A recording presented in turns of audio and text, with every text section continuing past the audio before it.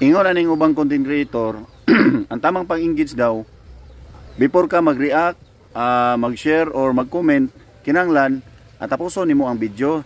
Kay para mutaas daw ang imong visibility, mutaas ang imong views, managhan imong followers, tapos ma-monetize po ka. Kay mo man ay benefits nimo. Siyempre, mudaghan ang imong viewers, imong followers, na siyempre, benefits juga na, number one, na ma-monetize ka.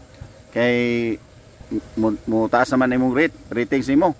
Karon ang kung halimbawa na imo agi nga videos nga di nimo ganahan, mapugos ang lugar ka og react tapos mo comment ka.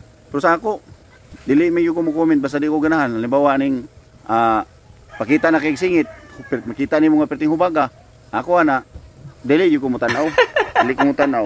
Di po ko react. Pero kung gwapa or nindot po siya, gwapa siya, ay siyempre mapugos na lang ko.